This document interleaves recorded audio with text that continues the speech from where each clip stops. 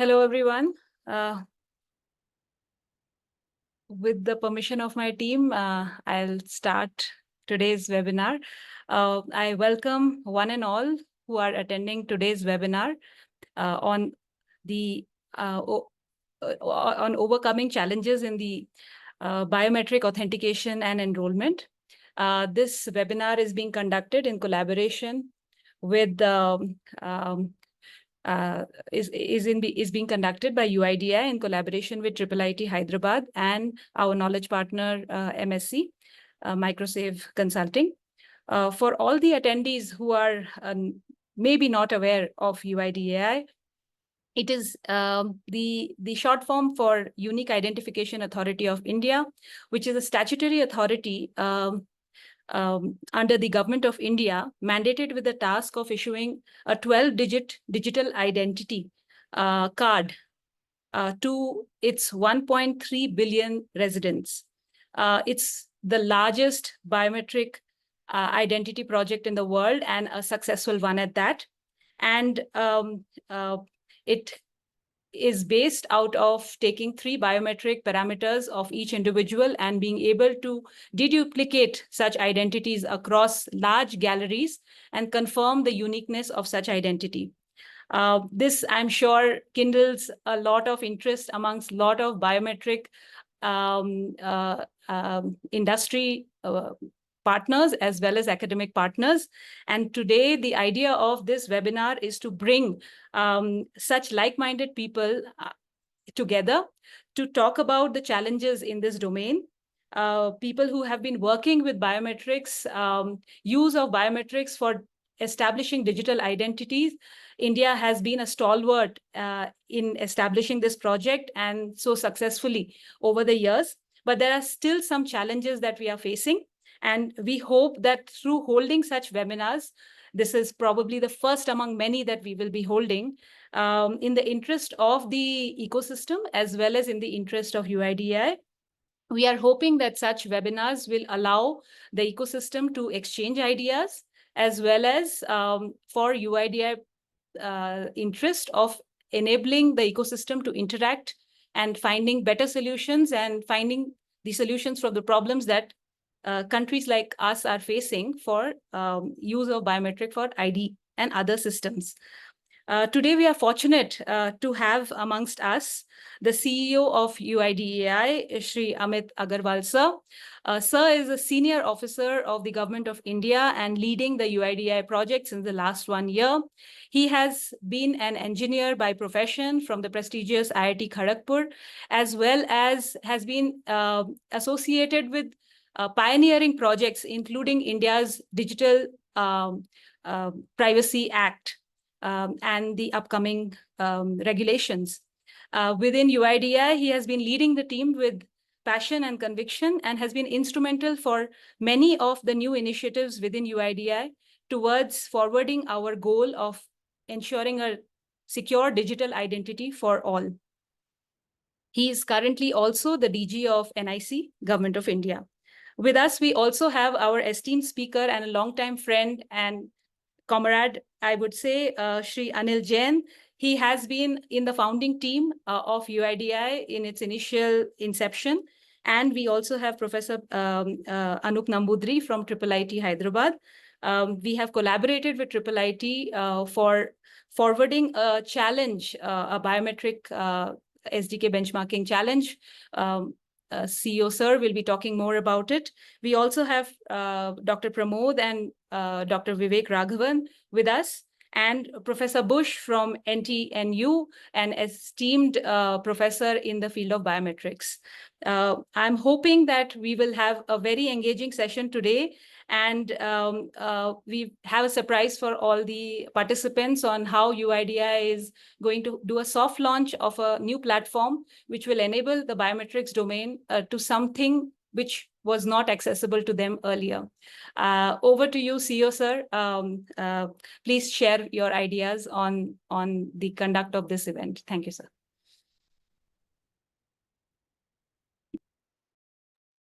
Thank you, Tanushree, for the introduction. And at the outset, let me welcome the speaker and the panelists Professor Anil Jain and Professor Christoph Buch, Pramod Varma and Vivek Raghavan, who always handled us for long and helped lay the foundations of this entire enterprise. And of course, Professor Anoop Namboodiri, who's the moderator and helped us organize this, as well as our partners, IIIT Hyderabad and Microsafe Consulting.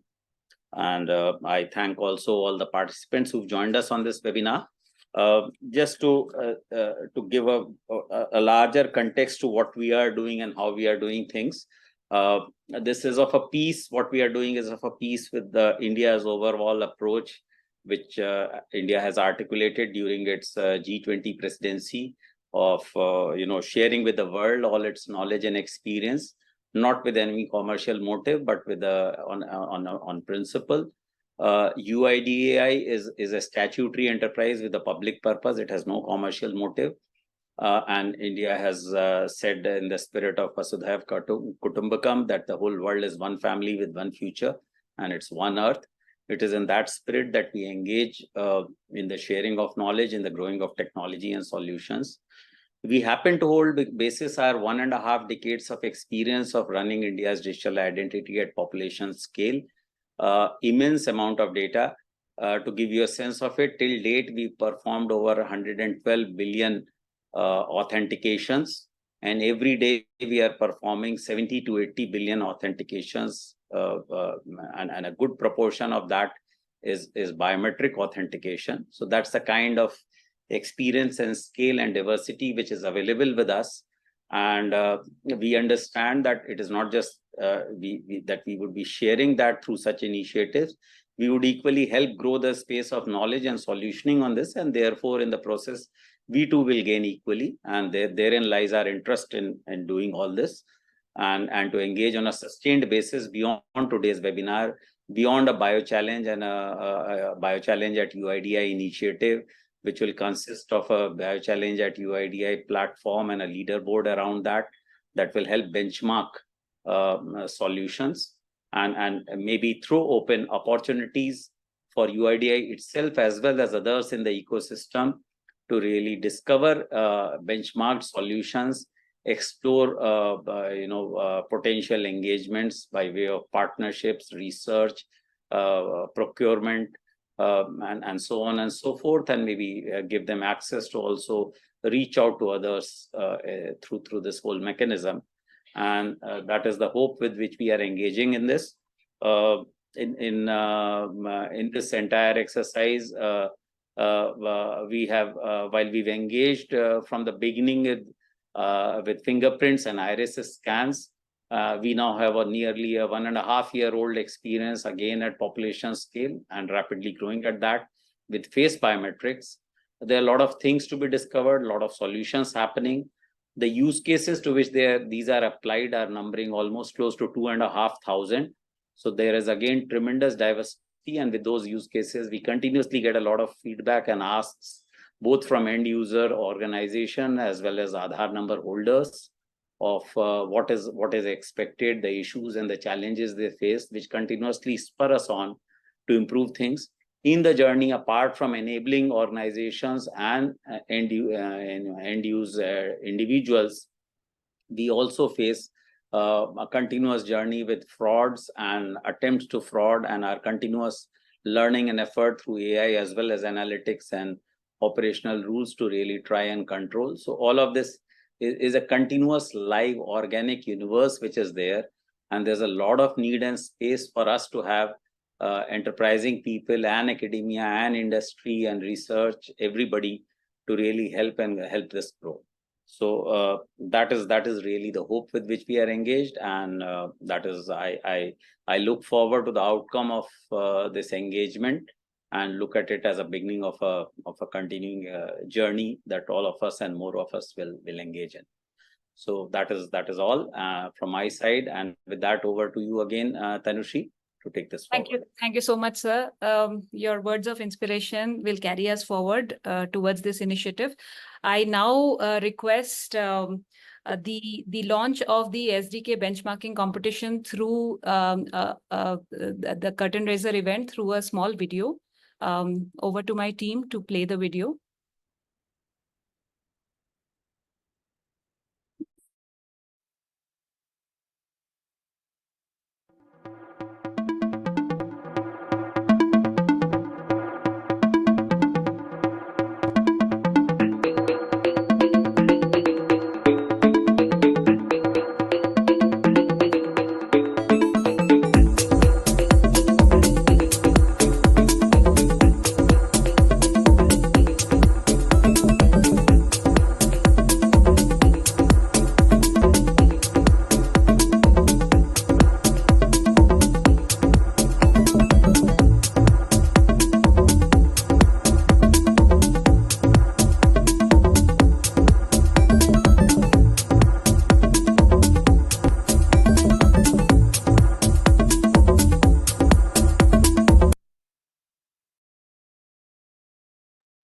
Thank you. I hope that excites a lot of minds who are working in this area. That the challenges will come up soon and will be available on our website. Please follow our UIDI link on Twitter, X, and other channels. I would now call upon Professor Anoop to introduce Professor Anil Jain, who has been working with us for such a long time, right from the inception of UIDAI. Professor Anoop, over to you to please introduce Professor Anil Jain before his presentation on the challenges on biometrics for enrollment and authentication. Thank you. Thank you, Tanushree, for that introduction part. I would like to now introduce Professor Anil Jain, who will be giving his initial talk, followed by the panel discussion. We will introduce the panelist after the talk. So first, we have a talk by Professor Anil Jain. It's my distinct pleasure to introduce Professor Anil Jain, who is also a mentor and guide to me. Anil Jain is a university distinguished professor and a Douglas E. Zonker endowed professor at Michigan State University, where he has taught and conducted research for the last 50 years. Jain was inducted into the United States National Academy of Engineering, the Indian National Academy of Engineering, the World Academy of Sciences, and Chinese Academy of Sciences, and also the National Academy of Inventors for his many inventions in pattern recognition and biometrics. Professor Jain has also been the editor-in-chief of IEEE Transactions on Pattern Analysis and Machine Intelligence, one of the most prestigious journals in the field. And he was awarded the Guggenheim Fellowship, the Humboldt Fellowship, and the Fulbright Fellowships, and also the IAPR Kingston Fu Prize. He was appointed as the Defense Science Board and Forensic Science Standard Board, and also he was involved in the National Academy study on face recognition and its capabilities, future prospects, and in governance. He has authored several foundational books. Most of the fundamental books in biometrics actually originate from him, including the basic books like Introduction to Biometrics, Handbook of Face Recognition, Handbook of Fingerprint Recognition, and also he's written a classic book on algorithms for clustering data. He has a large number of discoveries in the field of biometrics, and he has done several services to the research community, building up the community all across the world, and has done extensive mentorship. And for all these award efforts, he was also awarded the Doctor Honoris Causa by the Universidad Autónoma de Madrid, and also Hong Kong University of Science and Technology, and also the Hong Kong Baptist University. So that's a very brief introduction to Professor Jain. We could go on for long with his background and the bio, but that would be stopping you from listening to the more exciting things that Professor Jain has to say. So over to you, Professor Jain. And before starting, to the participants, you can ask questions in the Q&A channel. You can type it there, and I would ask it. If you really need to talk, then you can also raise your hands, and then we can let you talk directly after the talk from Professor Jain. And you will also have time to interact and ask questions to the participant, the panelist, during the panel discussion afterwards. So over to you, Professor Jain. Thank you, Anoop. It is an honor to be invited to make a presentation at this workshop. This is an exciting day for biometrics community because Aadhaar is opening up its database in the sense of evaluation of algorithms. Aadhaar data will not be available, but just like the NIST evaluation, which is primarily restricted to forensics, law enforcement, and some civil applications for the population in the United States, Aadhaar, as the CEO pointed out, generates the biometrics data, which is at such a large scale and diversity that is mind-boggling. And so, to me, this is a major event because now we will push the biometric technology, recognition technology, the latency to its limit which has never been done before. So with that, let's just first fully understand the Aadhaar. Most of you know Aadhaar, but you don't know how the process works and what are the complexity involved in Aadhaar. And that will help us list a bunch of challenges which we hope the vendors, the university academic researchers will follow up. So as has been pointed out, Aadhaar is a country scale, and it's not a small country. It's 1.5 billion population. Currently is 1.4 billion. It is estimated to saturate at 1.7 billion in 2060. But the data, once it enters the Aadhaar database system, never leaves. So cumulatively, we estimate that the Aadhaar gallery will be close to 2 billion or more. And so now we are discussing now the deduplication from 1 to 2 billion. This has never been done, right? I mean, the largest database after Aadhaar is perhaps the Indonesia national ID, which is about maybe 200 or 250 million people. There's a diverse demographics of India. It is a secular country, which is multilingual, multi-ethnic community, and that's important from the purpose of the sensitivity involved in collecting biometric data.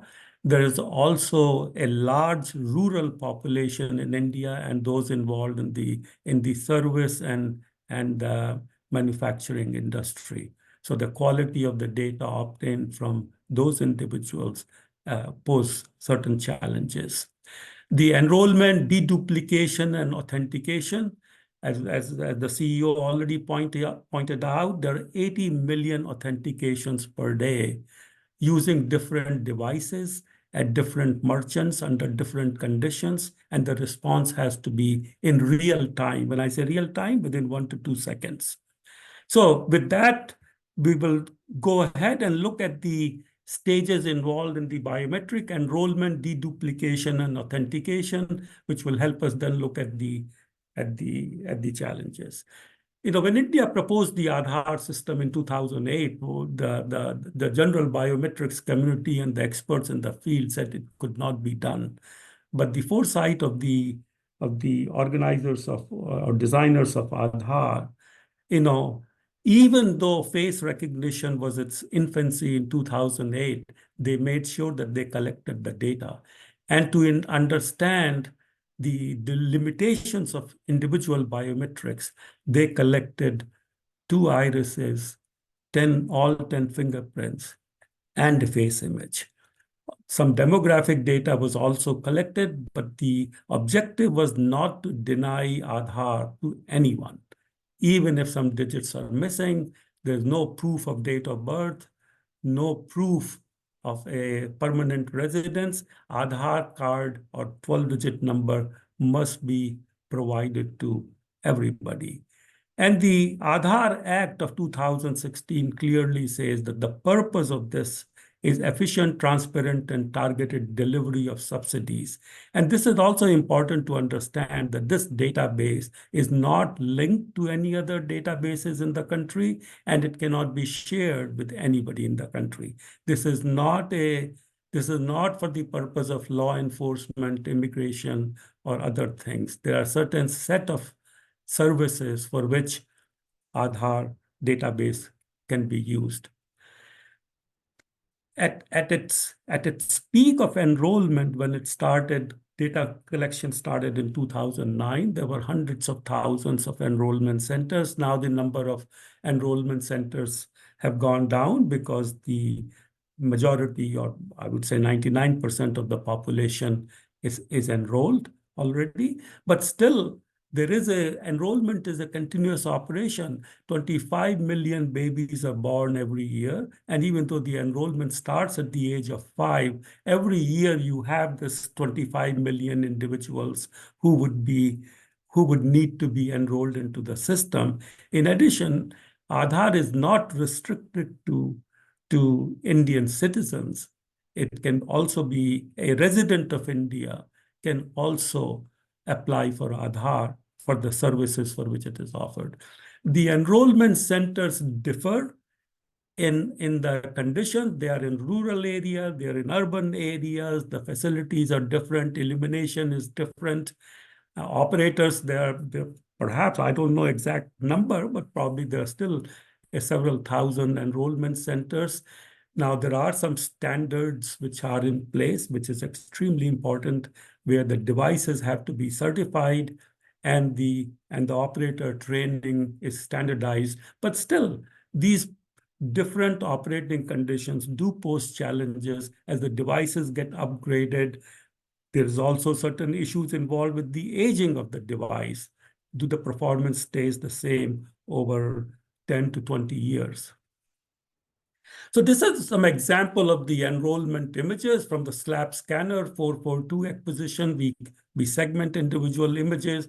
There are 2 iris images and 1 face image. As I mentioned, the minimum age of enrollment is 5 years, with re-enrollment happens at age 15. And as I mentioned, age is not verified. We take it for granted if somebody comes and says, my child is 5 years. The most interesting and the exciting part is the deduplication. If we want to ensure that one person has only one 12-digit ID, we want to make sure that this person does not go to a different enrollment center and demands a Aadhaar number. So when an applicant comes and says, I need an Aadhaar number, we collect the biometric data. No demographic information is used because we don't know how to trust the demographic information. It is searched against the enrollment database of biometrics. So as I mentioned, current database size is approximately 1.5 billion. And the output is the person already in the database or not in the database? And the metrics for determining the performance of the deduplication is false positive identification rate and false negative identification rate. And Aadhaar has set internally the values which are acceptable, but there is a manual adjudication in case somebody who does not already have an Aadhaar card is denied because his biometrics matches with somebody else's biometric. Then there is an adjudication process involved.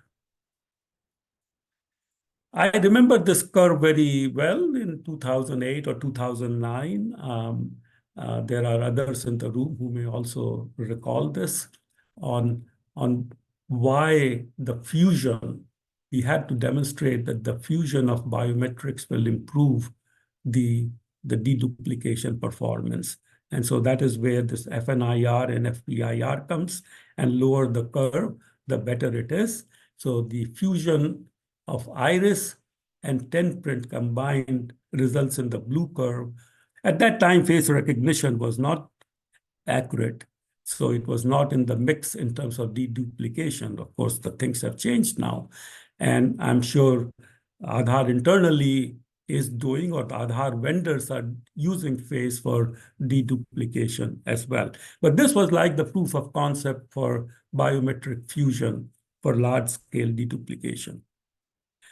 And this is what happens at the authentication, and this ultimately this is what the delivery of service is all about, and reducing the fraud. So it's a 2-factor authentication, the 12-digit number, and one of the biometric. We don't take all the biometrics for throughput reasons, and in this particular case, one index finger is being used.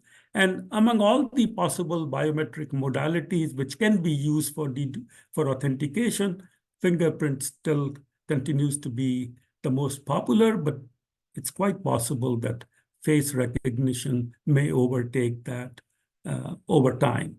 Iris is perhaps not as commonly used for authentication, but it is necessary for deduplication. So this is the whole scenario, and here is there is a lot of interesting statistics on the Aadhaar dashboard. So this is one figure from the Aadhaar dashboard showing the authentication. This is reported in the monthly rate. So in June 2024, which is probably not yet fully complete, there were 72 billion authentications. And so that if you divide it by 30 or so, it comes to about 80 million biometric transactions or authentications every day. So now, given this, we can talk about the challenges. Of course, I'm not going to talk about how to overcome that. That will be another workshop.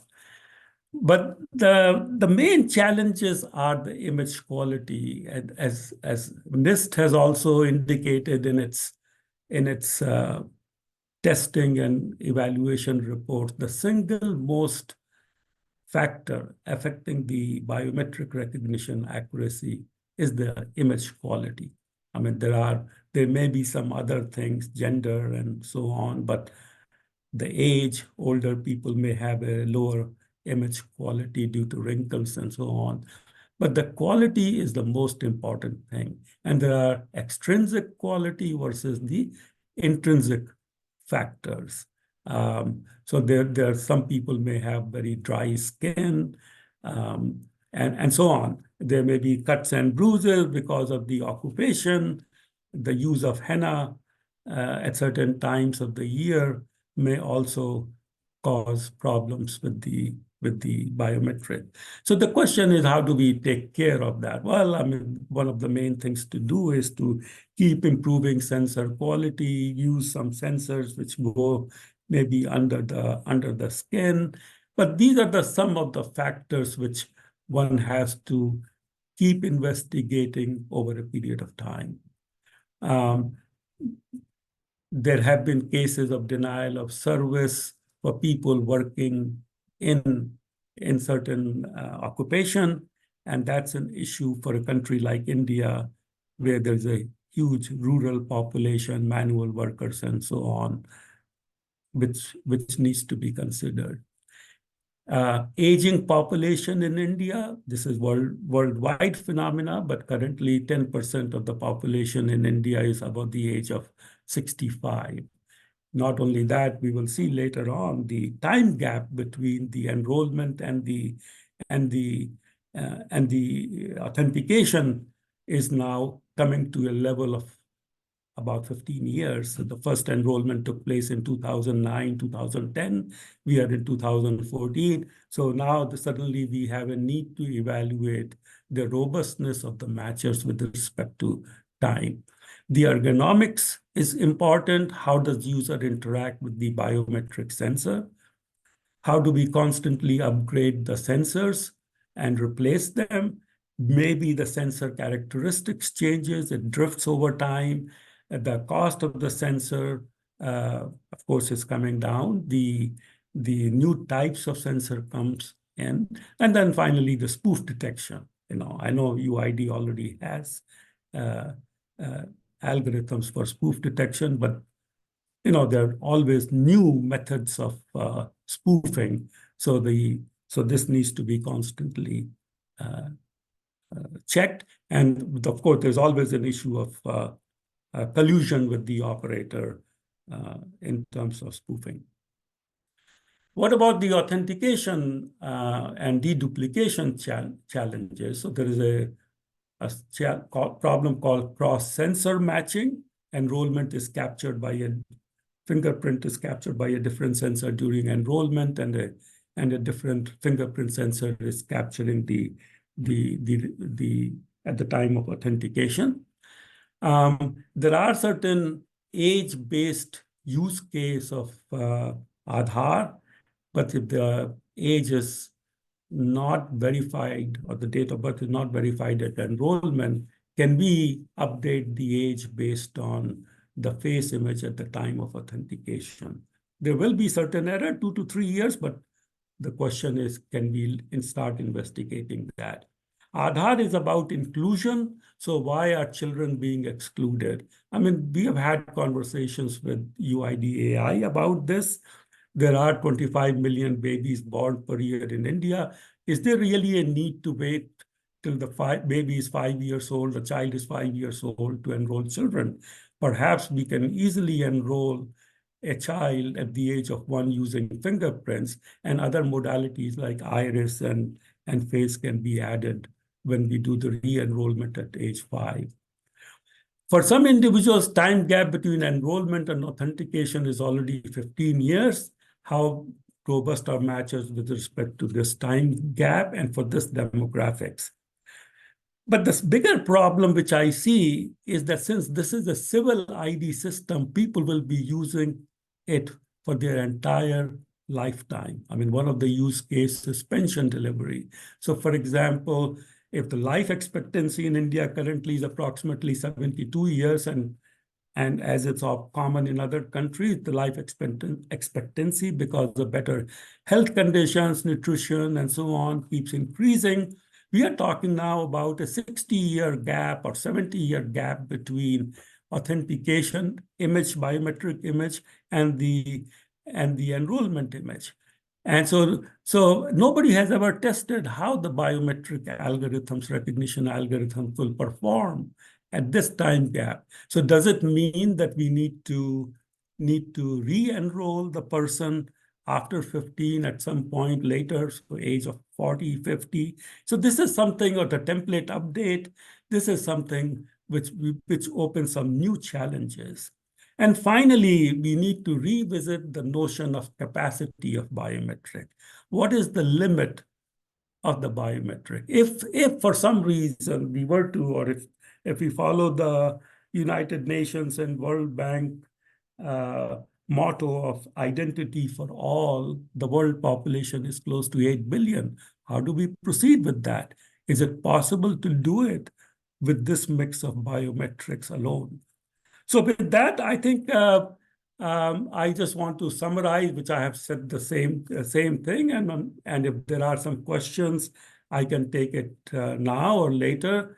But I'm really excited. The whole biometrics community is should be extremely excited about Aadhaar's bio challenge, because it will give vendors and academic groups to test their algorithms against challenging data with large time lapse, poor quality, and diverse demographics and sensors used to capture the data.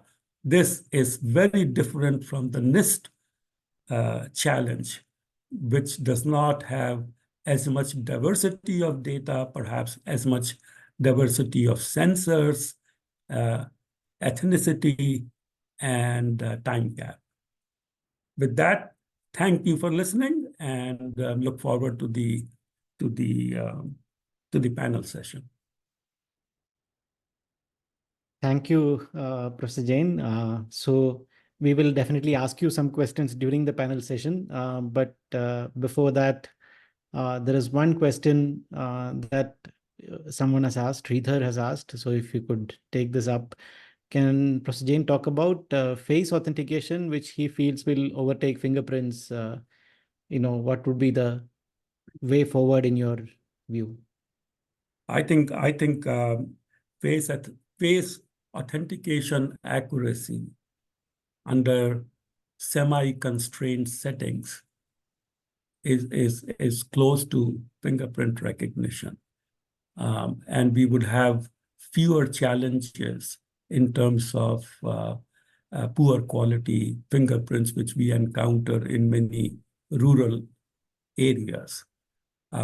And since face can be uncovered for biometric for benefit distribution, as is common in the enrollment process, there is no reason why for delivery of services and for authentication, face cannot be uncovered for this purpose. So I'm pretty, and at some point one could also capture fingerprints using contactless sensors like mobile phone, and that's another direction which should be investigated, because instead of putting hundreds of thousands of fingerprint readers at the merchant site or benefit distribution site or health clinic, why not use a mobile phone camera to capture face and fingerprints, which are the two predominant modalities for authentication. Iris is less commonly used. So for enrollment, we stick to the current ecosystem, which is in a supervised mode by trained operators. But for authentication, I think we should investigate the use of mobile phones. I mean, NIST has done evaluation on mobile capture, contactless to contact matching. Initially, there was a little gap in the performance between contactless to contact matching and contact to contact matching. But now that gap has narrowed down. And this is the kind of challenge we want to provide to the vendors and academic research groups. Thank you, Professor Jain. There is one question from Prithvi, which effectively you answered in that in your answer. He was asking about contactless fingerprint capture using mobile phones. So that Yes. you already answered. Yes. Yes. Okay. Thank you. So we will now move on to the next step, which is the panel discussion. Where you will have, of course, chance to ask questions even during the panel discussion. So it's my privilege now to introduce the rest of the panelists. We have Dr. Vivek Raghavan and Dr. Pramod Varma with us. We will also be joined by Professor Christoph Buch, but he would be joining a little later. So I will introduce him when he joins. So let me start with Pramod Varma. 1 second. Yeah. So Pramod has been kind of the leading architect of Aadhaar, and not just Aadhaar, but a whole lot of technologies that we currently use in India. So he has been the chief architect of most of India's digital public infrastructure efforts, starting with first Aadhaar, and then he did develop eSign, an interoperable digital signature protocol. He was key in designing the DigiLocker facility, which most of us use to store our credentials. It is currently used by over around 300 million people with nearly 6.5 billion credentials stored in it. And he was also instrumental in developing the UPI, the Unified Real-Time Payment System that we all use, which was launched in 2016 and currently doing something like 14 billion transactions a month. So it's a huge success. Every one of these efforts have been extremely successful. He also played a key role in designing and architecting India's indirect tax system, the GST, the digital health infrastructure, digital agricultural infrastructure, digital education infrastructure, and also including the world's largest schooling platform named Diksha. In addition, he has also co-founded and created the Beacon protocol. It's an open source protocol that helps us create decentralized peer-to-peer networks. And the protocol is openly available for everybody to create whatever solutions you want to build on top of it. And it has been the backbone on which several other DPI like the ONDC and Namayatri, there are several mobile, there are cab hailing services and all that was been built on top of the Beacon protocol. And also the new decentralized energy network, UEI, has also been developed on top of it. The Beacon protocol has also been used by several other efforts all over the world, in Europe, Brazil, Africa, the US, and several other parts of the world. So he's also serves as the chair of the Global Center for DPI, the Digital Public Infrastructure, and also serves as an advisor to many entities and initiatives in India and globally. He holds a master's and PhD degree in computer science and also a second master's in applied mathematics. He's passionate about technology, science, society, teaching, and I also know that he is also an avid mountain climber, painter. He's a very, very multifaceted personality. So I'm really happy to introduce you, Pramod. Have the pleasure to work with you for a long time. So thank you for agreeing to give your talk. And first, maybe you can, put your point of views across, and then we will take the questions at the end. So I'll introduce one panelist at a time, and then maybe you can talk, and then we'll go to Vivek. Yeah. Pramod, your turn. Yeah. Thank you, Anoop. It's wonderful to be here. I didn't realize you're going to be reading out all that thing. It's really boring. I don't think anybody wants to listen to all that thing. But yeah, the journey has been, India's journey has been unique. as unique as Unique Identification Authority of India. So in one sense, truly, India is one of those countries that repeated the population scale or societal scale changes. And it's all began with Aadhaar. So we are so proud to be, looking back 15 years and asking these hard questions again. And it's really very good to hear, very good to see. It's hard for government agencies to openly ask these questions.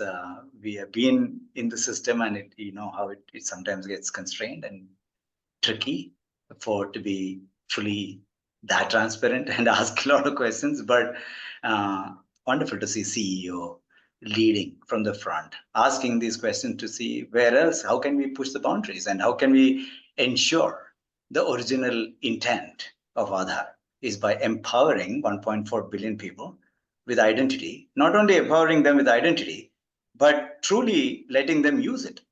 And that's always been the hard part, right? Sometimes we get pushed back, our Supreme Court case, and sometimes, you do check and balance and get questioned and so on. Why are Aadhaar used? Why are you using it here, there? And you tend to be conservative. And the problem with being conservative is that we can't progress. And unless we ask real good questions, we can't progress either. So again, wonderful to see this happening. So with just couple of sentences, I think everybody knows this history of Aadhaar. But and we have Vivek, who pretty much led from inside, the biometric man here. So I don't want to talk about biometric. You guys are the gurus of biometric. But I can tell you the original intent of we should really relook at and reevaluate not only biometric from a technology perspective, from also asking the question, are we a lone warrior in dealing with all these issues ourselves, or how can we expand the ecosystem support around it? And ecosystem support can be in two-sided. One, supply side ecosystem. That means all the devices, the vendors, the algorithms that we are going to deploy inside UIDAI to make UIDAI perform better. That is a supply side ecosystem. But we could also ask the same question on the demand side ecosystem. Why can't we open up more federated authentication structures that allow layering of other biometric, private, and more limited usage identities, device-driven? I can do face auth, authenticate. The only thing I need is a token that authentication was successful. So we should ask the question, how can we leverage? One is, how can we improve inside? But we can also ask a larger question, which is the original intent of Aadhaar, is to truly create an inclusive and empowering identity system. Doesn't mean we have to do everything. So I would also urge all of you and the UIDAI team to ask that question, especially when it comes to authentication. Now, enrollment is a very peculiarly an issuer side. We are the identity issuer. In that sense, UIDAI has to issue identity. And hence all the enrollment related that Professor Anil K Jain covered in terms of, time lapse, the older devices captured 15 years ago, 20 years ago later, 2035, when we look back and say, oh my God, that's like 25 years ago, we captured using devices. What happens to them? Do you re-enroll? Do we update? All those questions related to latent fingerprints, older devices, time lapse issues, all that thing need to be dealt with in the case of enrollment. And we need to improve the supply side ecosystem. And hence the bio challenge is very, very apt in actually allowing some of these new enrollment. And we can run that inside a closed sandbox. It's not that data is going out. Data will never go out by law.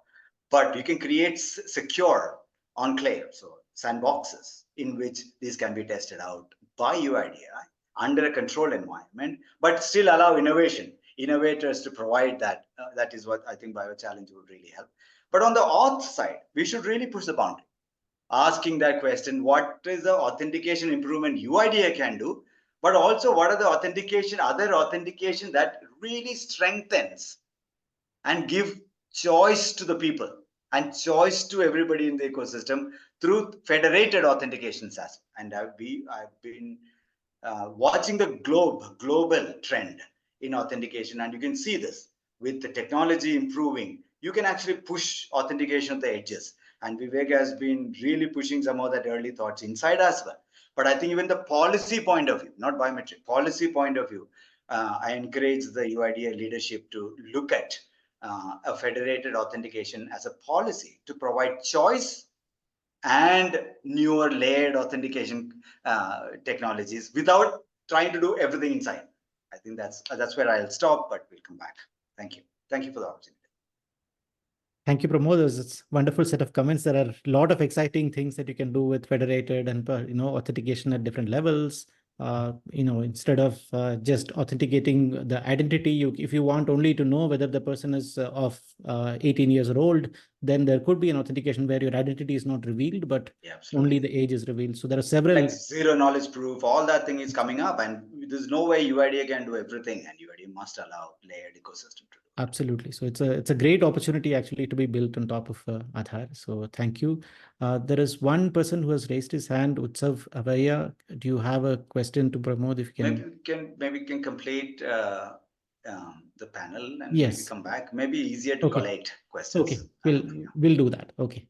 So in that case, we will now thank you, Pramod, for those comments. We will come back to you now afterwards. We will now move to Vivek Raghavan. So once again, Vivek has been one of the early people who have been involved with Aadhaar, and he is involved in several aspects, but primarily has been in the biometric system building within Aadhaar. So Dr. Vivek Raghavan, I'll just quickly read out a few lines from his bio.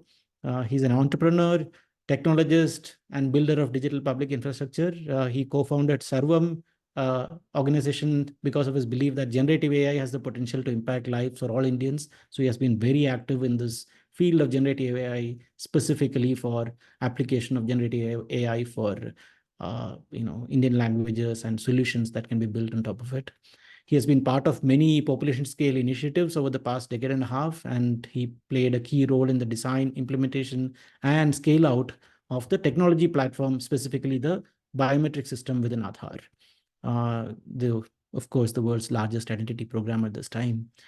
More recently, he was chief mentor to AI for Bharat and advisor to the Bhashini project that is trying to build open source data sets, models, and benchmarks for Indian languages. And that's a large effort that he has been part of.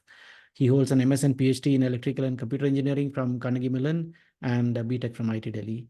So Vivek, it's so nice to have you. Once again, he has a lot of inside knowledge, insight into what actually are the challenges technologically, especially related to biometrics inside Aadhaar. So we look forward to your comments first, and then we'll take questions.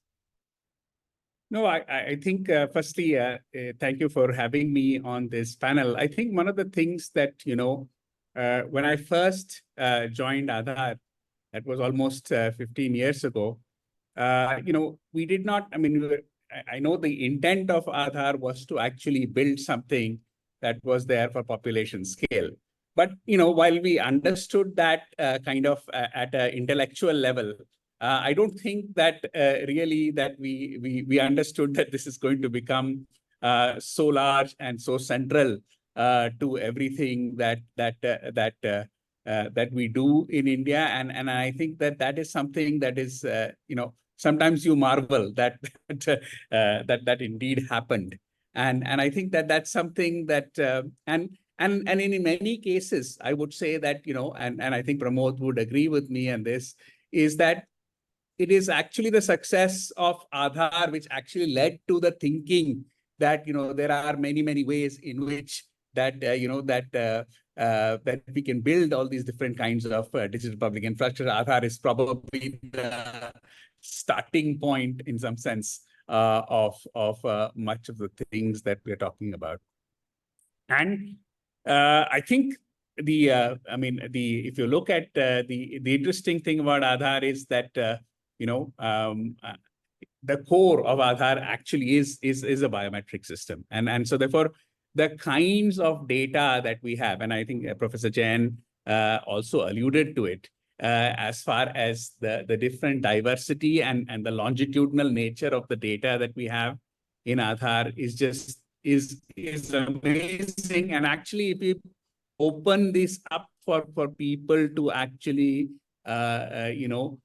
see, I mean, and to improve solutions, we actually can move not just, I mean, obviously Aadhaar can benefit from it, but I think the field of biometrics itself will benefit by these very unique kinds of data sets that probably nowhere else exist, and having access to that to actually lead to innovation is something that's important. And the reason why this is important, of course, is is that Aadhaar was actually, and it's difficult, it's strange to think of it right now. Aadhaar was actually started when a mobile phone was not a common thing. Smartphone certainly was not a common thing in the country, right? And I think that so therefore you have to see in how things have changed and how we actually can have many opportunities to actually leverage what has been done here to actually and reimagine them. I think one of the reasons Aadhaar has been successful is actually in the design, right? That very clear design principles were used to build certain things.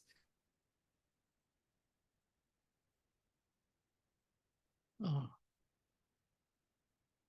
I think we might have lost Dr. Vivek for a second.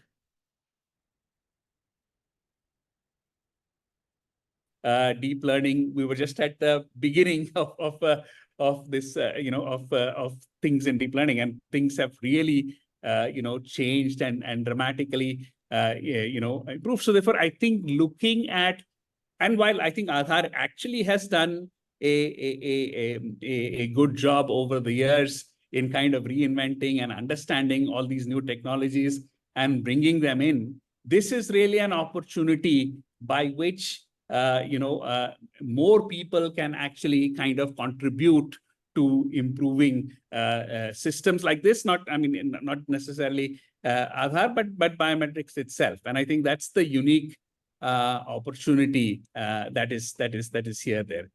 And sometimes I also think, why are we? I mean, I think that I think one of the things that we have to understand is that I think while Aadhaar has been a success, it can always be better, right? I mean, I think whether it is in terms of being able to give access to more people, or whether it is in detecting, and the more successful a system is, there are various frauds and attempts to kind of, subvert the system and things like that. So I think, and all of these things that actually bringing these things out and bringing them as challenges to people to actually look at this and try and figure out new kinds of solutions that can help in these things, right? I mean, and I think that in the end, I think that if even one person is denied service because of the systems that you have built, then that is one too many. And I think that, and that's really where we're actually having these kinds of challenges to actually continuously improve where we are. And I really appreciate, and I know within Aadhaar, we have been trying to do many of these things, and we have actually made lots of innovations, but actually bringing more people to actually think about this, how to move this system. And I think some of the things that you have to understand is these, it's interesting, right? While one of the things that you have to understand is that when you have a system that is as large as Aadhaar is, there's a lot of, whether there's an opportunity to go and kind of enroll 1 billion people again in a full stop, probably won't happen. So, but then you have to say, okay, what do I have and how do I actually get, better and better or new services based upon what has already, is available here, right? And there is an ecosystem of data, ecosystem of devices, ecosystem, and how do you actually, and it is a continuum, right? So therefore, and you have to be backward compatible with what was there, but at the same time, how do I actually kind of move forward in what I need to do. And I think that that's really that the algorithmic innovation and all of those things are actually can play a role in actually kind of understand. And then, as you said, some of these longitudinal problems, as Professor Jain said, they have never been studied in the world so far. I think that we are going to see, and this is really a great, lab to actually understand how some of those things work and what are the right ways to actually, manage the life cycle, right? We life cycle of a system as large and as pervasive as Aadhaar. So I'll stop my comments at this time, but yes. Thank you, Vivek. Yeah, so a lot of interesting points that you brought up, including, of course, when the Aadhaar was built, it was designed, the overall system was designed to last for a very long time, which requires a different way of thinking. But even issues like, what would devices that were used to capture at the beginning, how that would interact with things that are 20, 30 years later. Interesting questions as you brought up some of the things. It will be interesting to chat with you later. But the point that you raised last regarding the aging issues, longitudinal studies, we have world-level expert in that area with us, Professor Christoph Buch, who joined us just now. Thank you, Professor Buch, for joining us. He has done a lot of work. If I start reading his bio, then I would take up all the time that is available for us. So I would only mention a few lines from his bio. So he's a member of the Department of Information Security and Information and Communication Security Technology in the Norwegian University of Science and Technology, NTNU, and also he has a joint appointment at the computer science faculty at the Hochschule Darmstadt University at Germany. Further, he lectures in biometric systems at the Technical University of Denmark since 2007. He's received his PhD in the field of computer graphics in 1997, and in the same year he joined Fraunhofer Institute for Computer Graphics, one of the leading institutes in that area, as the head of Department of Security Technology. And he has been responsible for the acquisition, the management, and control of various applied research and development projects. He has been, responsible for several large-scale coordinated projects. BioIS, BioFace, BioFinger. There are several efforts that he has built, which has led to solutions, large-scale multi-institution projects, and technologies that has been deployed. And if I start reading them, that would be a very long list. And I don't want to bore you with the raw data. It would be far more exciting to listen to him directly. So Professor Buch, we are so thankful for you that you could join us. And if you could make your initial statements, then we can take questions based on that. Okay. Welcome. Okay. Thank you for the invitation. It's an honor to be with you. Let me try to share my screen here, which is now the case. And you should now be able to see my slides. Can you confirm? Yeah. Okay, very good. Good. The slides are available on my website. I have prepared a larger set with also aspects on presentation attack detection and morphing attack detection, but I learned earlier today that I have only 10 minutes, so I will take out the PAD and MAD topics unless you ask questions on this later on. I now would focus on the challenges that I do see for large-scale biometric systems, such as your system. I always praise your system when I talk to my students. I say this is the largest biometric identification system that I know of, which is a legal system. And the points that I really see is sample quality. I want to elaborate on that one, and the aging aspect. For sample quality, a lot of work has been done, both in research and also in standardization. So I think you can harvest from that. For aging, I have a perspective, but I have little to really harvest here. So on biometric sample quality, the old saying, holes here, garbage in, garbage out. Yeah, so if we want to have a good biometric system with good recognition performance, low FPIR, low FNIR, we need to make sure that the data that is stored is really of good quality. There's a lot of research in this field that has been elaborated in the past, and all this research work has contributed to technical reports of ISO IEC, and we have now standards, a framework standard that I will talk about quickly. We have a standard for finger image quality. We have a standard for face image quality and for iris image quality. All these standards are relevant for you. I should say a caveat, the Part 4 standard is almost complete. It will be finalized in 2 weeks' time. The face image standard is more or less to be finalized in July, but publication will here be early 2025. The framework standard, this 29794-1, talks about quality measures. And why is this new concept being introduced? It serves as somehow the umbrella term for mentioning, on the one hand side, a unified quality score that shall be predictive for recognition performance. So if the expected recognition performance is poor, the quality score for both contributing images should be poor, or for one. And on the other hand, if there are dedicated defects that are causing a poor or medium unified quality score, you want to know what is wrong. What is the deficit? Is it the resolution?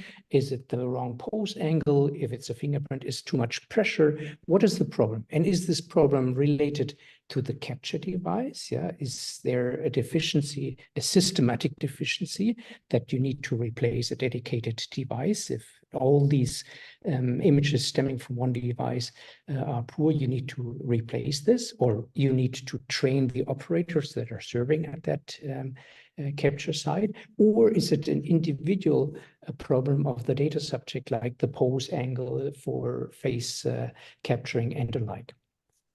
The 29794 standard regulates that the quality measures shall be encoded in a range of 0 to 100, where the unified quality score has this notation of lower numbers are poor and higher numbers are good and better. Yeah?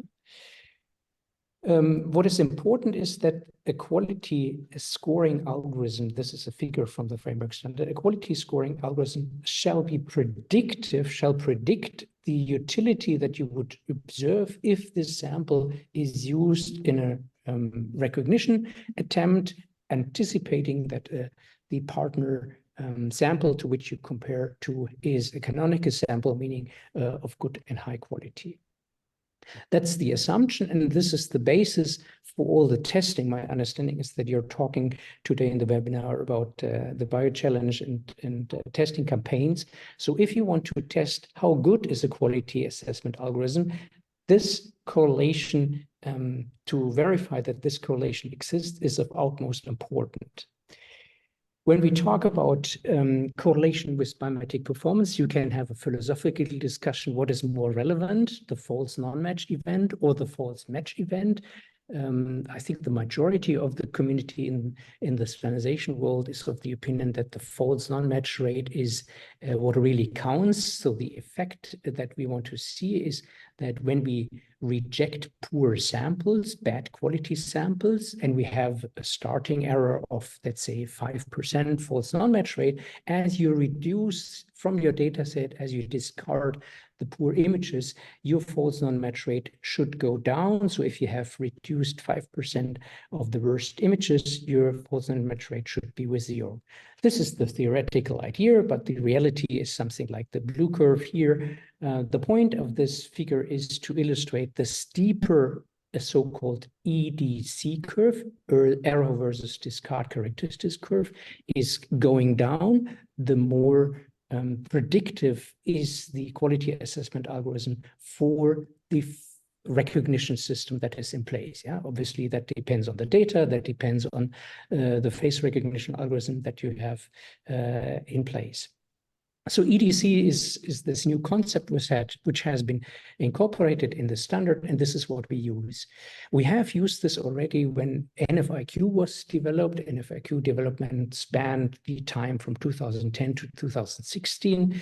NFIQ is incorporated in this large-scale European system that is upcoming entry-exit system. And this legal text, this legal regulation explicitly mentions the need for NFIQ for fingerprint image quality assessment. Just a short recap of what it is. It is measuring the utility of a fingerprint sample by analyzing a number of handcrafted filters. So this is the pre-CNN time, where we looked at pressure, where we looked at rich value uniformity, and many other algorithms that then are accumulated to one unified quality score by a random forest. If you want to read more, or if you want to see the papers related to NFIQ, you can go to my website that is here at the bottom. Now, that was the past NFIQ development. What has started 2020, so the last 4 years, was the development of the equivalent counterpart for face image. Why was this needed? Again, the ES regulation dedicated, you need to measure whether an image at hand is compliant to the requirements from a canonical image, like anchored being in the 19794 standard or 39794 standard.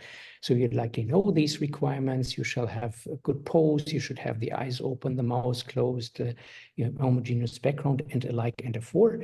So the idea was to measure an image and then again to give actionable feedback if the quality measure was wrong, to inform what was wrong.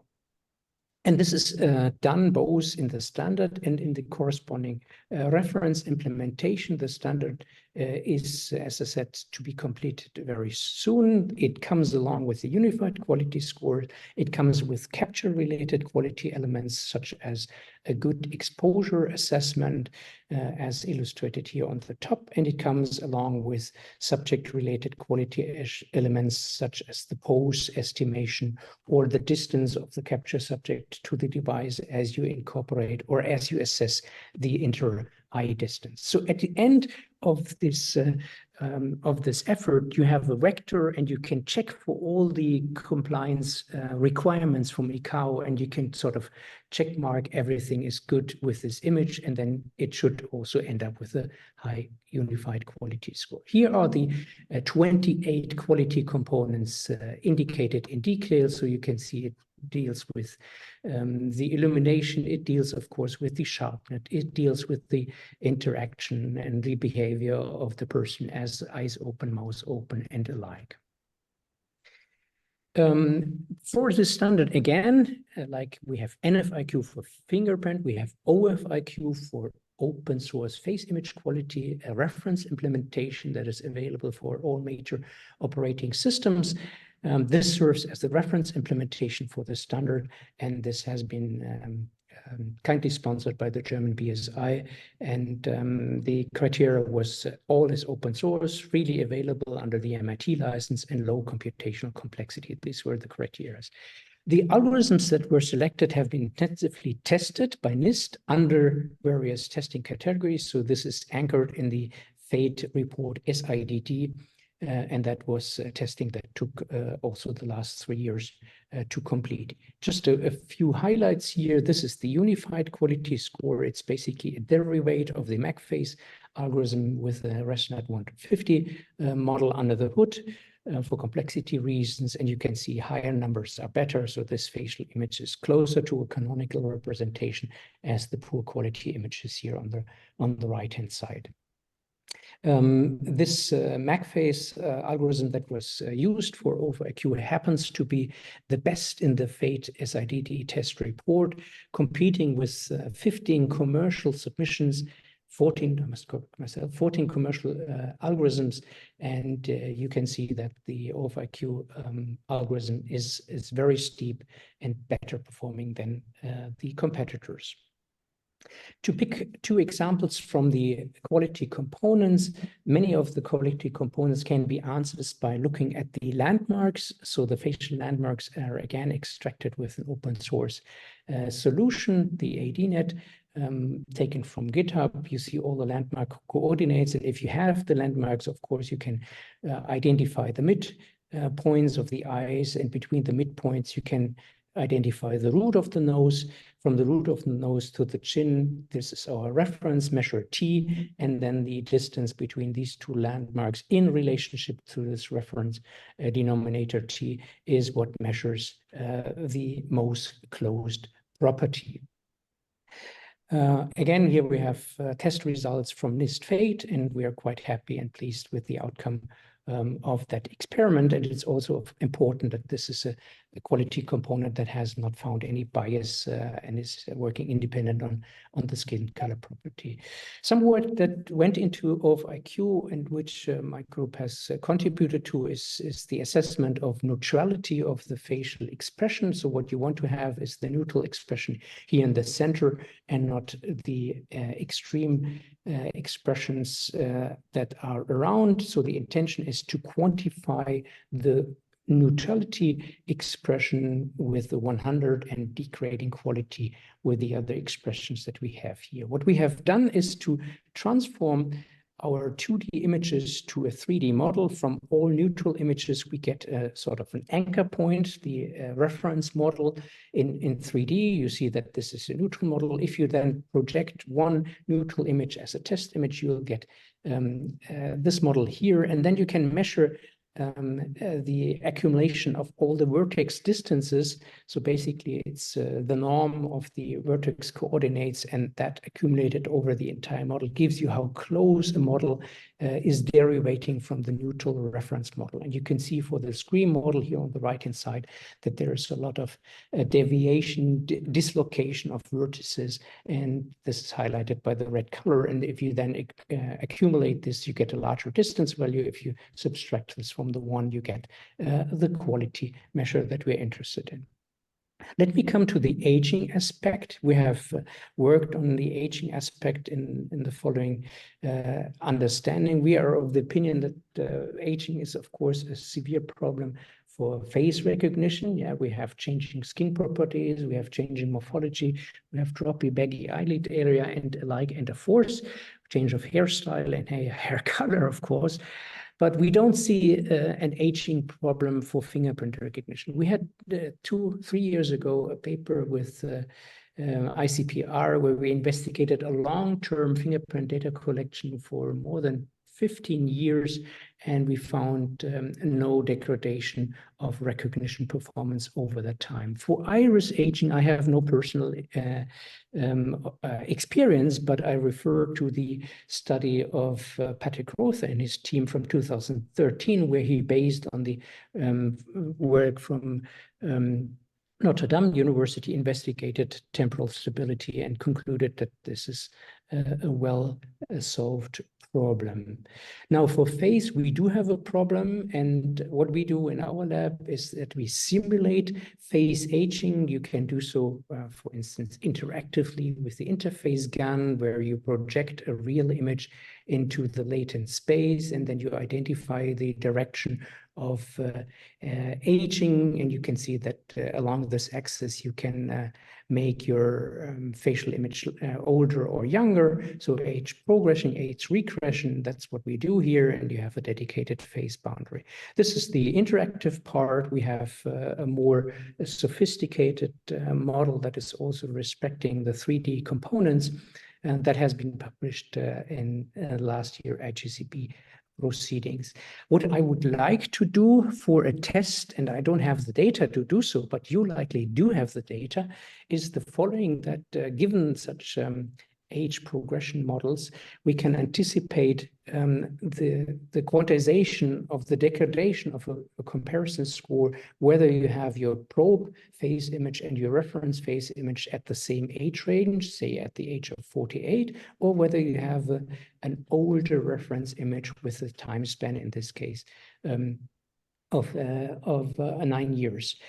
If we then anticipate that we have age progression or age regression in place, then what we could do is that we have an adjusted reference face image. So you take this old reference face image at the age of 39, your probe image is at the age of 48, and then you do an age progression, you synthetically update your image to become a quantified age of 48 label, and then see to which extent the comparison score is better than in the previous experiment. This is the data experiment that I would like to see. Frankly speaking, I don't have the data, and I stop here. My conclusions is control the quality of reference data by all means. For presentation attack detection and morphing attack detection, I praise do live enrollment wherever possible, no unsupervised capture process, and for sure no import of face images from passports, because you could have a morphed passport at hand. And for face recognition system, 2 strategies, periodical renewal of the reference data, or age-resistant face recognition systems, or face age progression synthetic data to minimize the comparison score degradation.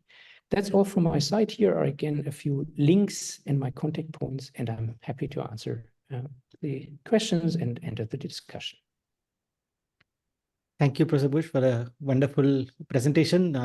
It looks like your algorithm will fail on your faces. You seem to have grown younger from 2015 picture of yours to your current one.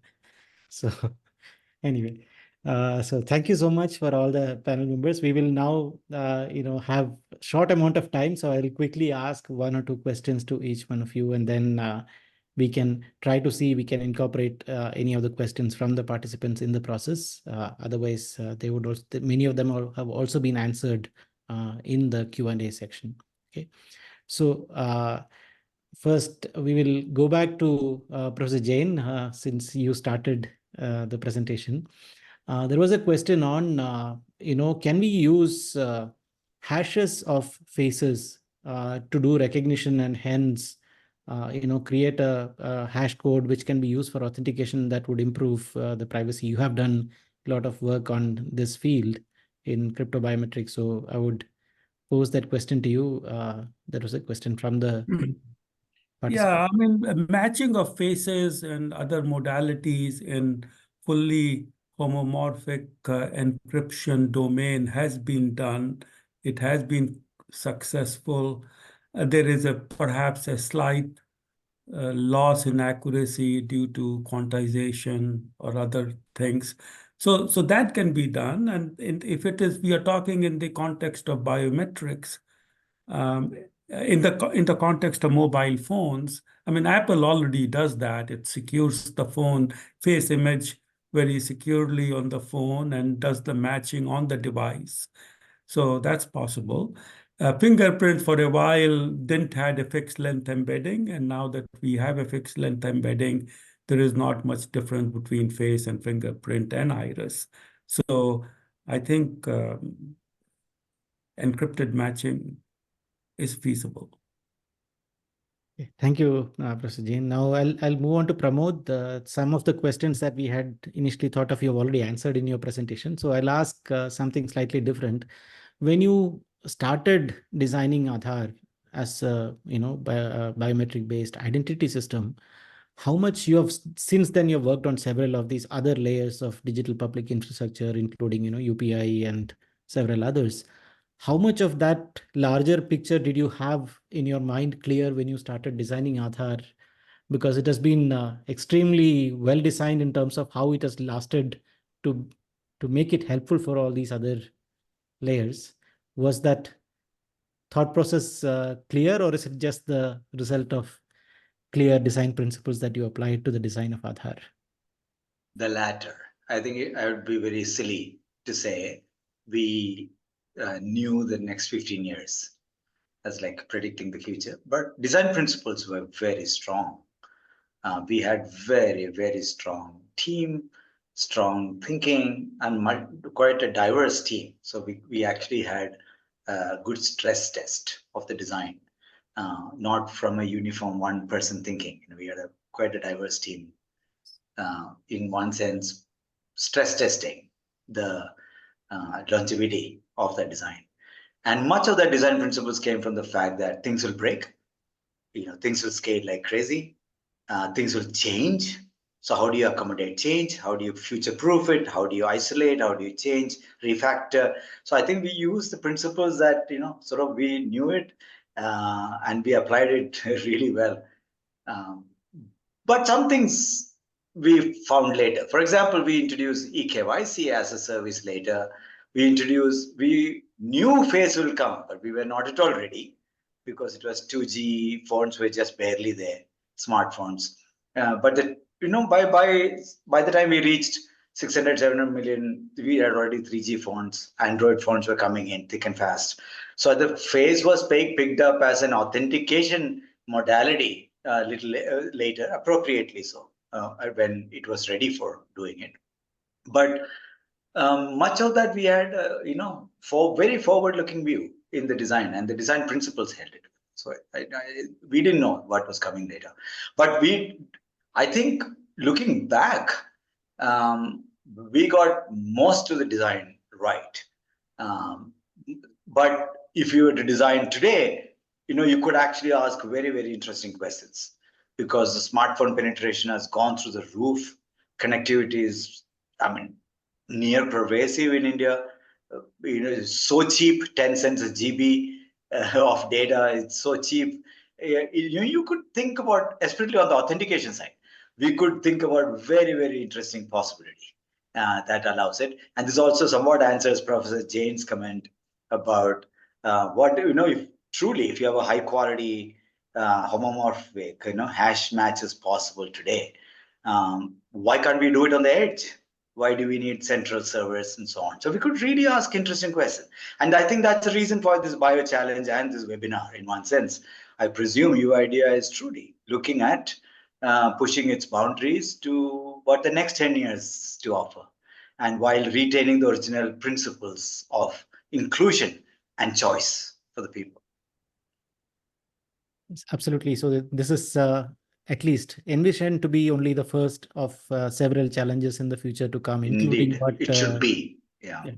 Including what Professor Buch was talking about quality metrics, evaluation of those, how do they work on this case.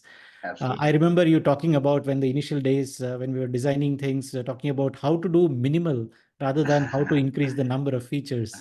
And it has really worked out so well for Aadhaar, especially in the context of privacy. Minimalism is such a powerful idea that allows you to be very, very focused on purpose or why you exist, and not do anything more than what you exist, and let other ecosystem partners do outside it, so that the overall design of the digital movement is not centralized. It's actually federated, much more decentralized, and hence supporting much better privacy. Now with the privacy law, it even strengthens India's story.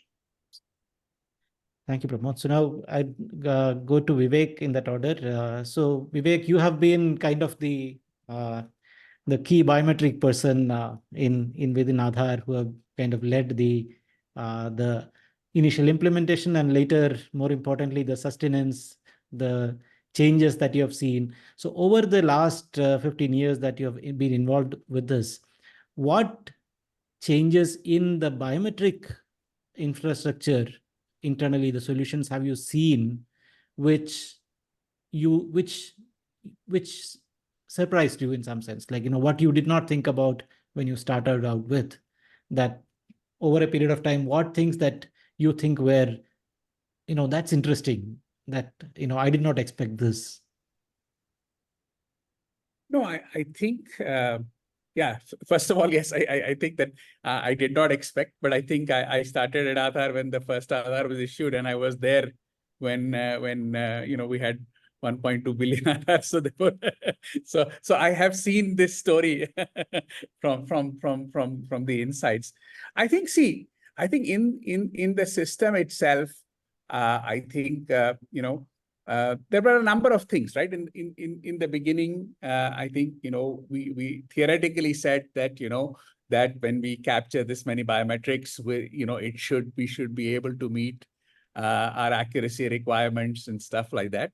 And to actually see that happen was something which was interesting. That I think that we met and exceeded. The interesting thing, one interesting thing that we realized is that, I think, and this is part of the things in the system itself, is that when we build a multi-biometric system, we designed it assuming that all the biometric captures are actually kind of, belong to the same individual. And that was sometimes not the case. And that led to very interesting problems in the system, which actually built it's a whole different level. And I think that if you can say that, hey, there is no doubt in my mind that as also Dr. Buch also said, that if we have good quality and we have this many biometrics, you can deduplicate much more than 2 billion. You can duplicate everybody in the world. I honestly believe, from what I have seen, that when there is a failure to do this, it is almost always because of quality, and it is almost always because of quality, or it is because of, as I said, unexpected things where that these enrollments actually don't necessarily, and some of them are, there are many different kinds of things. Over time, we became much better at kind of controlling what happens on the edge and things like that, and being able to kind of do this. So I think that is one of the things that certainly was there. I think that, yeah, it's what and then it's when you do things at scale, making even a small change takes a long time. Okay, it's not. I mean, you may even know that this is the right thing to do, but for example, maybe we had 500 million enrollments, and then we changed some of the providers. Okay, and then we said we want to redo and we did that even actually now recently when the galleries were at 1.3 or 1.4 billion, and the ability to actually redo some of those things, or to actually do something different with that same set actually becomes a fairly large exercise. Even a small change to project and say put some new thing in there and make sure that the entire system works, right, is one of the challenges and as the system becomes larger and more pervasive, that becomes harder. Whenever you have a kind of an empty, fresh slate, it's actually easier to think of things, but then actually to be able to layer on while making existing systems that work. I think some of those challenges are different. For example, as Professor Jain said in the beginning, when we started, we took a view that nobody will be denied an Aadhaar for lack of quality. And I think that that is probably today, if and as this becomes more and more important, I mean, on that scale, I think that because maybe we have been as a system moving towards better understanding at exactly at the front end to say that the quality needs to be better. And even if you see, there's obviously quality because the capture was not proper, the fundamental biometrics of the people, of the individual was fine. But then we do actually face real situations, especially when you're talking about 1 billion people in India, where that is not the case. There is a fundamental issue, and that inclusion was very important to us.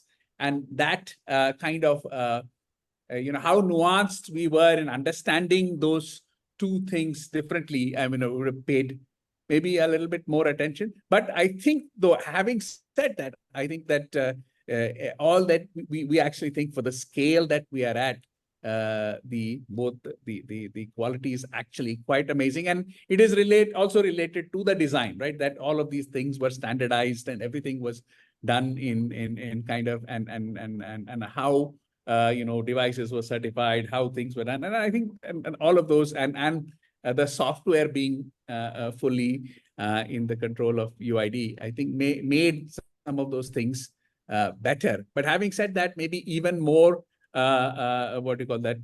focus on something like that would have made a difference, because as I said, right, that's still the record, right? 15 years later, right? So it's fascinating what has happened. Yeah, I have been, not an also have insider, known not what's an outsider. up. A co-traveler for the whole Aadhaar journey. So it's very fascinating to see that inside. There's one question I would like to ask Professor Christoph Buch regarding the quality metrics that you talked about. You mentioned to this during your talk that, from an Aadhaar's perspective, quality metric is usually something that is deployed at the edge to figure out whether the capture has been good enough or not. And in that sense, you mentioned is the correlation between the quality metric that is computed and the final matching metric that happens inside that matters. That that's the goal of the quality metric at that point.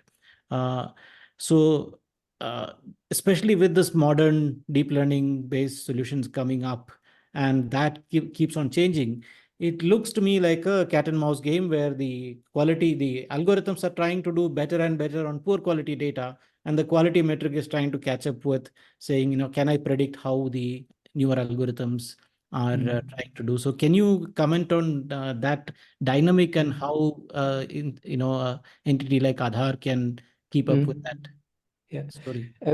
We need to see the history of the quality requirements. Yeah? And a good example was just the post in the chat. I did not answer this yet, regarding the homogeneous background. This is a requirement that was formulated back 20 years ago, 2004, when face recognition algorithms had a problem with the Bézier background. That's not the case anymore. So we can have a good measurement that the background is uniform, but if the background is not uniform, most of the face recognition systems don't care. So you will have an EDC curve that is basically flat, and a flat EDC curve means the face recognition system is agnostic regarding this specific defect. Yeah, so that's, I think, my perspective on that. Today's algorithms don't care about background. So if I may add, one of the things unique to Aadhaar is that it uses multiple matchers. It does not use a single matcher. So that becomes a problem of using a matcher independent quality measure at the sensor level, because each vendor has its own quality measure internally. So that, the same image may be sent to 3 different matchers or randomly decided which matcher it goes to. And that is not typically done in any other biometric deployment. I agree, but still the methodology of the EDC curve and this steepness of the EDC curve holds. If you go into the NIST report, the NIST FATE report, you will see that the curve that I had displayed on my slide is a curve that is computed with the 15th best systems that are available with NIST. Yeah, so it's not a curve that is computed with one face recognition system, even with 15. So you have 3 systems in the back engine. This is fantastic, but you could compute this EDC curve for all 3 of them as an average decrease. So we're really running out of time. So I would like to ask one question to all of the panelists together and wrap with that. So, this effort of doing this bio challenge is one way that Aadhaar is doing to connect with the research community and the vendors to open up some way of opening up the data to running algorithms on their data without actually revealing the data at all. So could you suggest any other activities that Aadhaar can do, especially Professor Buch, from your experience? What other kind of activities that Aadhaar could do which could foster the relationship between identity and entities like Aadhaar and the research community and the solution development community? I think the interaction between operators and academia and industry is of utmost importance. Yeah, I mean, your webinar served this purpose.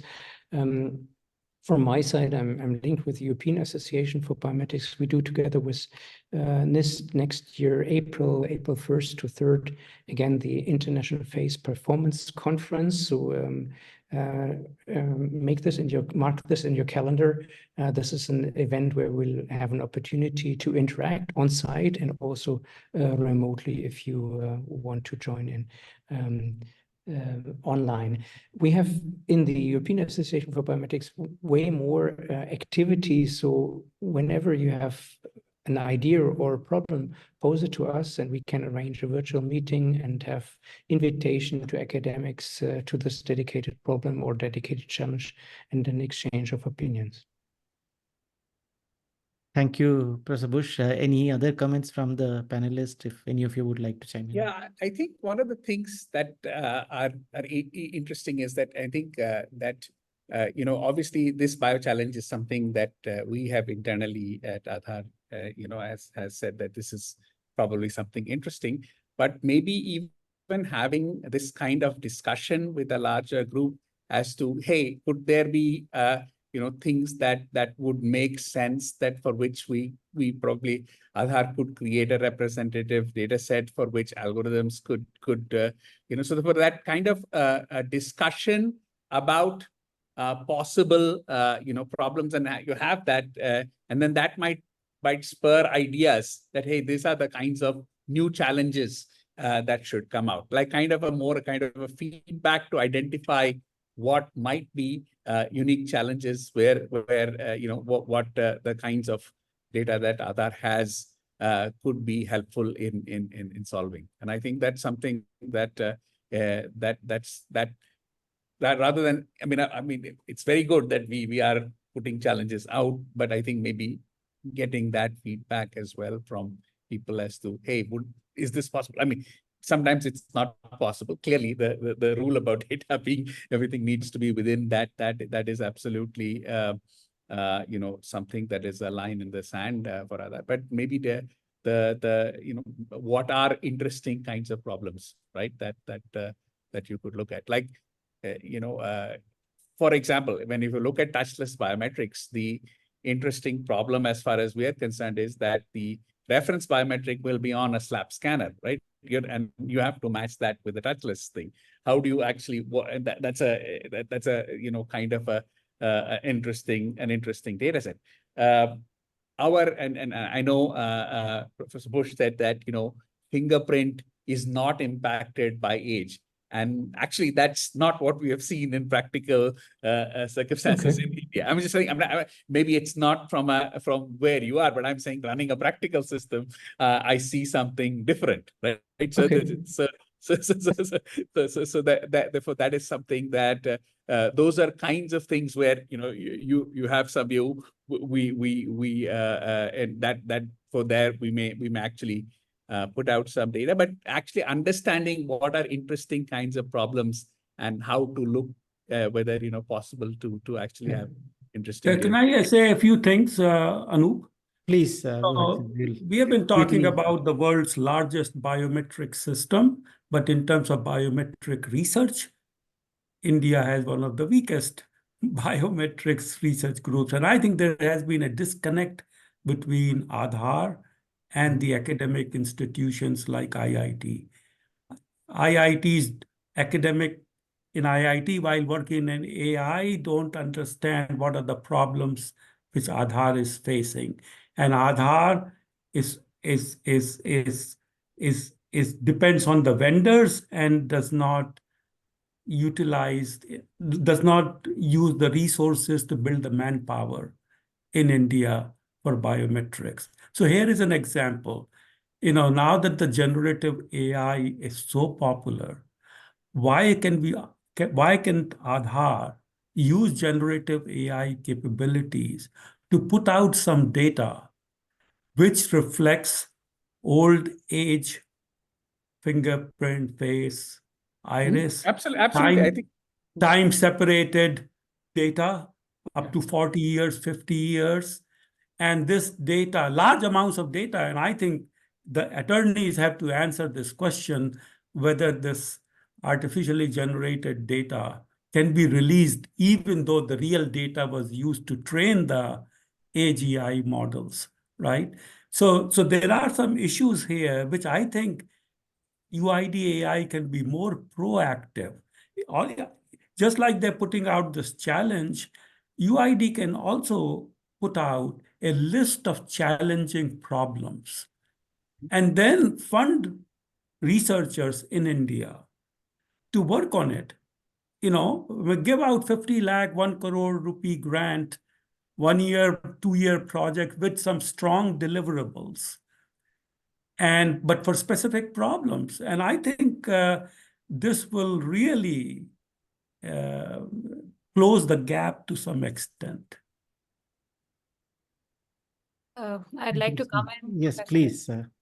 Yeah, so what I missed mentioning earlier was this entire initiative of having the bio challenge stemmed from this very idea of how UIDAI and academia will collaborate to find value mutually for the ecosystem.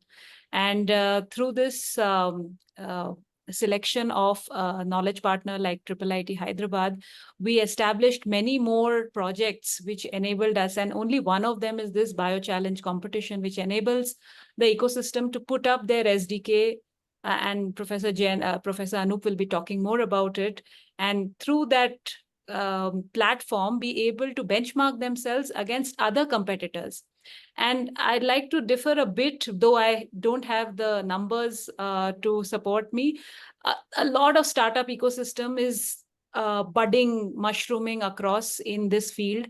We are talking to them in the field of fraud detection, in the field of face matching, spoof detection in face, finger, and many more. And the objective of having this competition is to be able to give the impetus to the ecosystem to be able to participate, benchmark themselves. And fortunately for us, it is an international competition. So we will be able to benchmark our technologies with our competitors or our partners abroad, and we will be able to find these more challenges. And the very intent of having these discussions is to find more challenges which are bugging or troubling us, and be able to collaboratively find solutions for the same.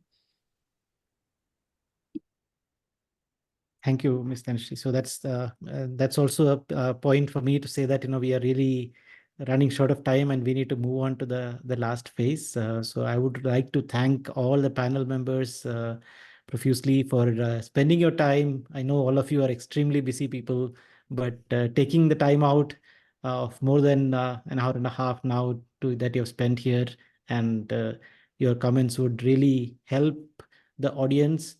And this video will also be made available on the YouTube channel of Aadhaar. So more people will be able to take advantage of your comments, your point of views and insights. So once again, thank you all of you. Thanks for joining. And we will now move on to the last part of this webinar, where we will talk quickly about the bio challenge itself and then conclude. So thank you, Professor Buch. Thank you, Pramod. Thank you, Vivek. And thank you, Professor Jain, for your time. Okay, now that we conclude the panel discussion part, we will move on to the last phase, which is about the bio challenge. So I will quickly introduce the bio challenge competition to you, and more details will be made available on the website, which you can take a look at it. So let me start with sharing my screen. I hope that the screen is now visible. So even though I'm making the presentation, this effort is primarily run inside Aadhaar and a joint effort between Aadhaar and IIIT Hyderabad.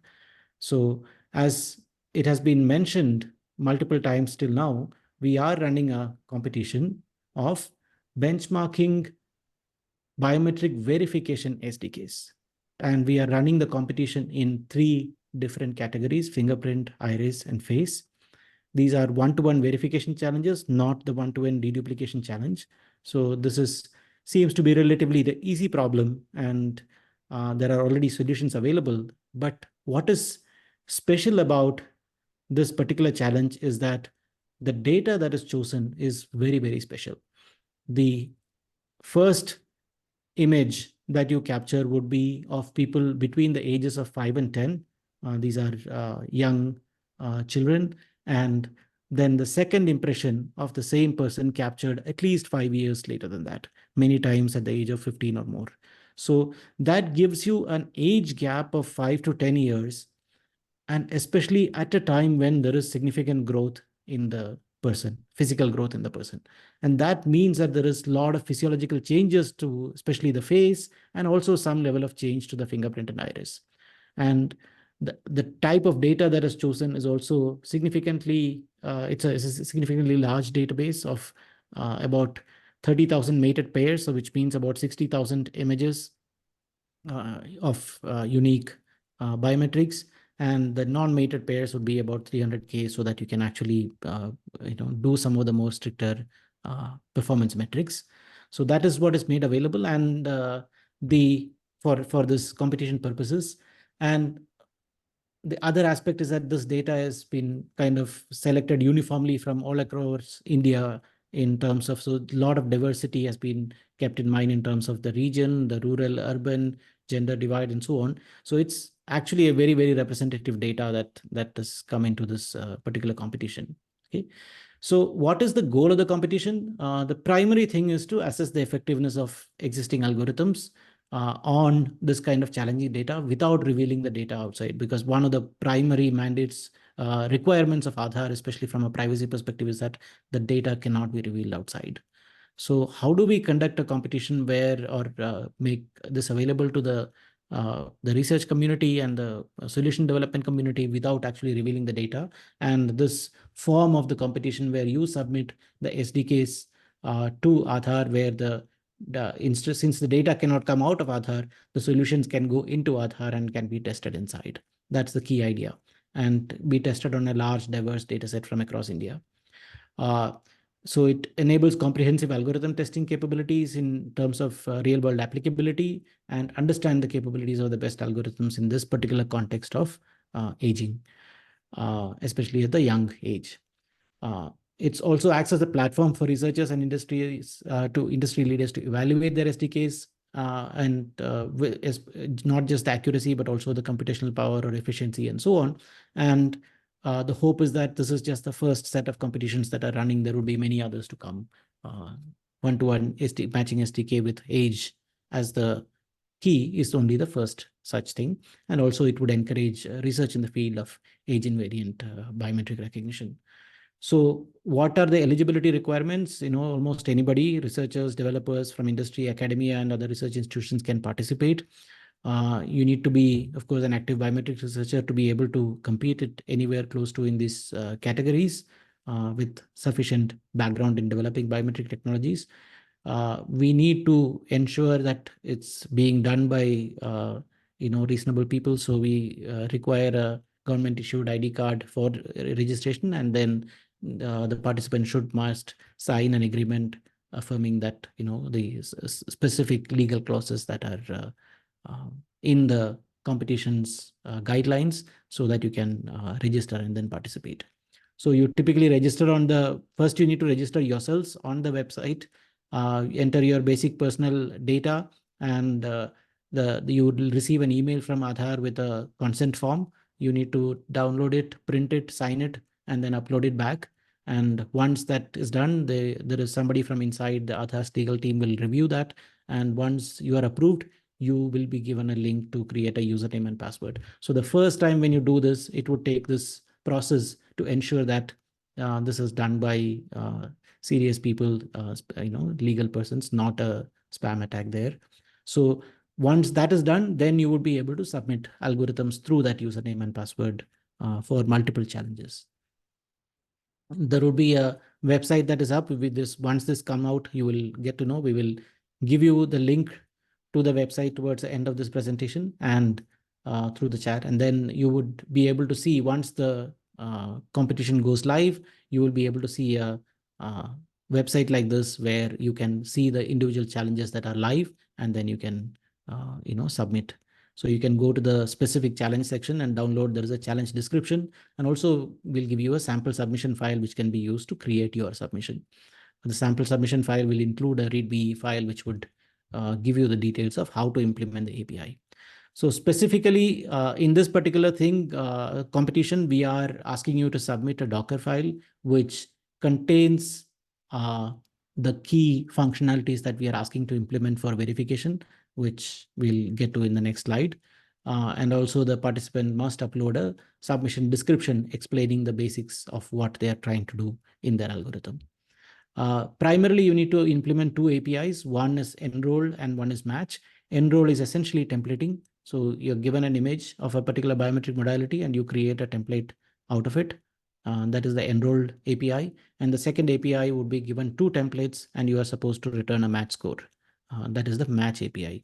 So all that you need to do is to implement these two APIs, and the sample that is given to you is a fast API project, but the users can implement it in any other framework or programming language as long as the API specifications are followed. This a quick view of those two. I'm not going to go into the details of it. You can take a look at it after this is made available to you. You will have, again, as I said, there is a enroll API and a match API that needs to be implemented. Okay.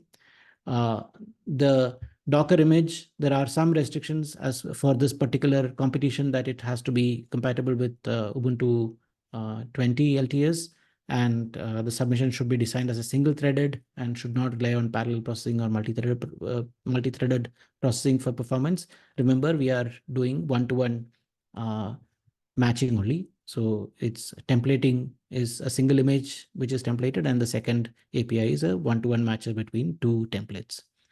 The implementation must run on interactive in non-interactive batch mode. You cannot have any GUI calls in it because this has to be run by a evaluation server that runs your that uses your API to template and match the biometric samples.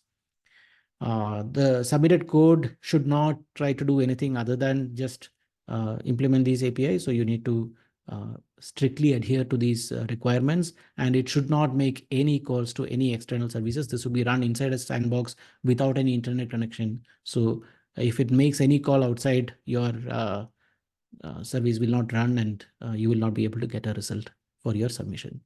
And that's basically the requirements. We also have put some restriction on the time so that it doesn't just hog the evaluation servers. So at most 10 seconds for the enrollment or templating call, and at most 1 second for the matching of two templates, which are quite generous for any practical implementation. The results and leaderboard would be published based on different error metric, including FMR 1000, FMR 10,000, and so on, and even FMR 0 in some cases. We will give you the details of it once the challenges go live. The details will be on the description of the challenge.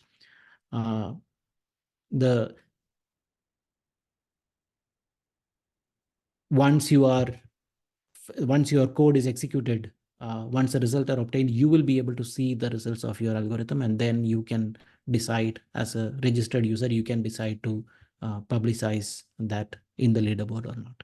So even that provision is provided as of now. We will decide that based on the participation. So that's all what I wanted to say about the bio challenge competitions. We are expecting to bring these out by sometime next month. And once the challenge is out, you will be able to go through the website details of each of the competitions and the participation within that. Okay, so I will stop here. If you have any specific questions, I would be happy to answer. But since there is a time crunch, I would be able to take only 2 or 3 questions. So if you have anything specific, please feel free to ask in the Q&A section, or it would be easier in the Q&A section if you can type.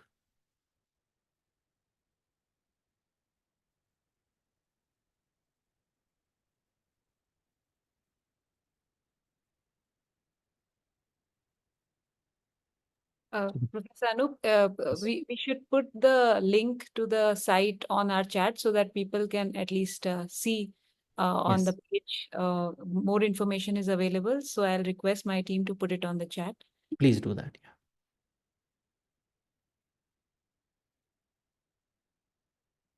So this is the first time we are announcing it. We will definitely be giving you far more details as things go live, which will be happening soon. I think, let me see.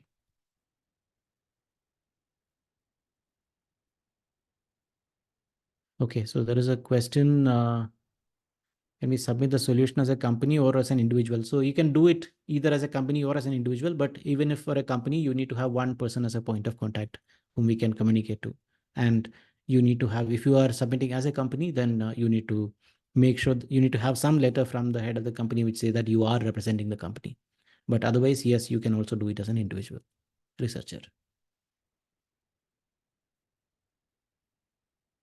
Okay, or developer. It doesn't matter. Like your formal qualifications are not the point, but making sure you are a serious competitor is what matters.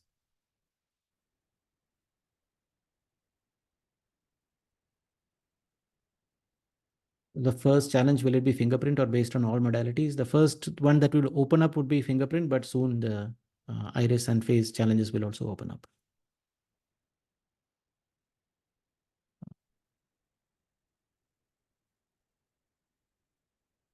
Okay.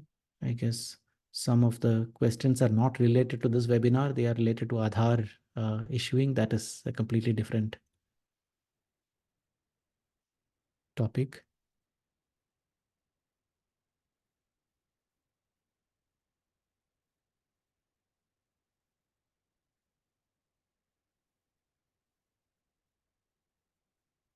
Okay, I think if you have any more questions, then thank you all. The link to the BioChallenge website has been posted there.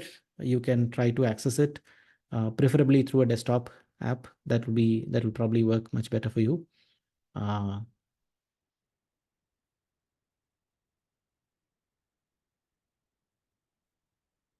Okay. Thank you, everybody. So we will stop here, and I would hand over to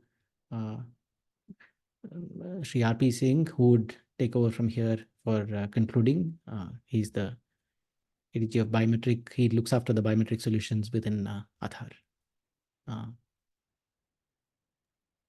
RPG, please. Thank you, Professor Anoop. I hope I'm audible to you. Yes. Thank you so much. So last 2 hours, even though we have exceeded the time, has been exhilarating, and we didn't even know that we have crossed the time limit.